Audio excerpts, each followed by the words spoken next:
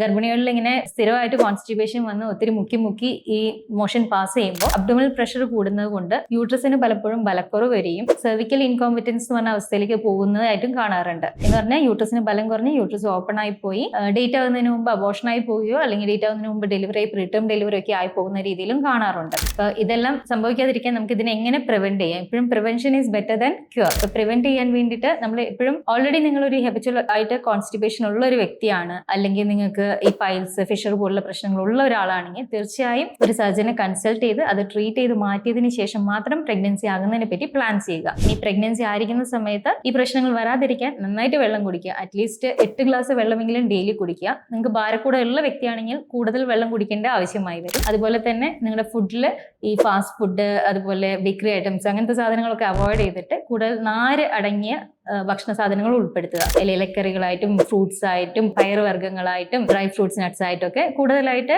Fibre content ഉള്ള food നിങ്ങളുടെ ഡയറ്റിൽ ഉൾപ്പെടുത്തുക. അതുപോലെ നിങ്ങൾക്ക് പ്രത്യേകിച്ച് റെസ്റ്റ് ഒന്നും പ്രഗ്നൻസിയിൽ പറഞ്ഞിട്ടില്ലാത്തൊരു വ്യക്തിയാണെങ്കിൽ നിങ്ങൾ ഡെയിലി ഒരു അരമണിക്കൂറെങ്കിലും നടക്കാനായിട്ട് ശ്രദ്ധിക്കുക. ഇങ്ങനെയുള്ള എല്ലാ കാര്യങ്ങളും നിങ്ങൾ ശ്രദ്ധിച്ചതിന് ശേഷവും നിങ്ങൾക്ക് കോൺസ്റ്റിപ്പേഷൻ വരുന്നുണ്ടെങ്കിൽ, അത് നിങ്ങൾക്ക് ഒരു ബുദ്ധിമുട്ടായി വരുന്നുണ്ടെങ്കിൽ തീർച്ചയായും നിങ്ങൾ നിങ്ങളുടെ ഗൈനക്കോളജിസ്റ്റുമായിട്ട് അത് സംസാരിക്കേണ്ടതാണ്.